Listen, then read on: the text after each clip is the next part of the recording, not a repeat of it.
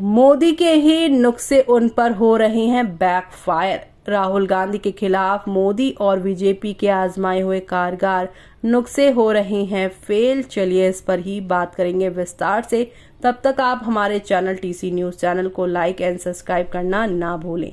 आपको बता दें कि इन दिनों यहां पर जब से जीत हासिल हुई है राहुल गांधी को, और तब से संसद में वो यहां पर नेता प्रतिपक्ष भी बन गए हैं, जिसके बाद पीएम मोदी और राहुल गांधी का यहां पर जो है बहुत ज़्यादा एक चर्चाओं में बातें आ रही, कभी बयानबाजियां हो रही हैं संसद में। वो हिंदू वाली बात तो अभी चारों तरफ फैली गई है, लेकिन आपको बताते हैं जनता जब मैंडेट देती है तो बेशुमार ताकत आ ही जाती है। राहुल गांधी भले अखिलेश यादव सहित विपक्ष के नेताओं को साथ लेकर इंडिया गठबंधन को सत्ता ना दिला पाए हो, लेकिन इतनी राजनीतिक एनर्जी तो हासिल कर ही ली है कि सड़क से संसद तक मजबूती में मैदान में डटे हुए हैं वो। तो वहीं आपको बता दें कि हो सकता है कि राहुल गांधी के ताजा आक्रामक रुख को बीजेपी नेतृत्व नई लॉन्चिंग करार दे, लेकिन विपक्ष के नेता का तेवर विपक्षी के लिए और यहां पर बीजेपी के लिए बर्दाश्त के बाहर होने लगा है, और मोदी शाह से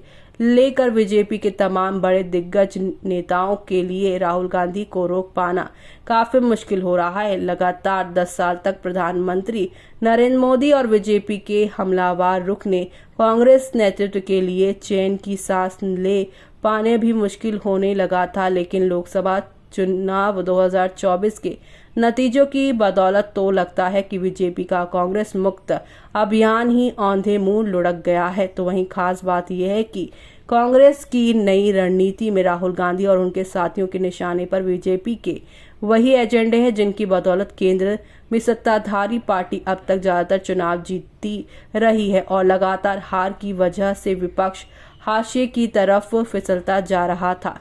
लेकिन लोगों ने इस बार चुनाव में विपक्ष को हवा का रुख बदलने की ताकत से नवाज दिया है, और राहुल गांधी अखिलेश यादव से लेकर महुआ मोहपात्रा तक मौके का भरपूर फायदा उठा रहे हैं। जी हां, आप सभी को बता दें कि कांग्रेस के निशाने पर बीजेपी का हिंदुत्व एजेंडा। बीजेपी को अयोध्या की हार बहुत भारी पड़ी है। फैजाबाद के सांसद अवधेश प्रसाद के कंधे पर बंदूक रख कर राहुल गांधी अखिलेश यादव के साथ मिलकर संसद सत्र के पहले ही दिन से आक्रामक हैं, और वैसे ही राज्यसभा में विपक्ष के नेता मल्लिकार्जुन खड़गे भी दहराते नजर आए हैं। जब पैर का दर्द बार बार उनको परेशान करता तो वो थोड़ा रुककर वो फिर से फायरिंग चालू कर देते। लोकसभा में राष्ट्रपति के अभिभाषण पर धन्यवाद प्रस्ताव पर बहस के दौरान तो राहुल गांधी ऐसे तरमून में नजर आए कि सत्ता पक्ष को कुछ सूझ ही नहीं रहा था। राहुल गांधी के निशाने पर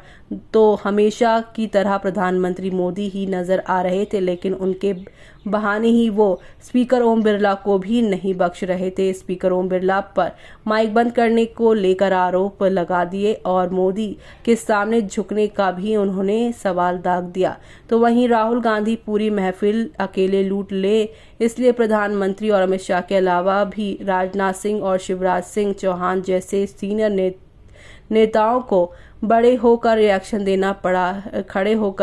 यहाँ पर रिएक्शन देना पड़ रहा था। लेकिन इसमें से भी राहुल गांधी अपनी आक्रामक रण के जरिए चीखे चिल्ला रहे थे, और अब यहाँ पर हिंदुत्व का कार्ड खेलने वाली बीजेपी पर अब हिंदुत्व का ही कार्ड राहुल गांधी खेल रहे हैं। ऐसे में आपका क्या कहना है? कमेंट बॉक्स में कमेंट करके हमें बताना ना भूलें।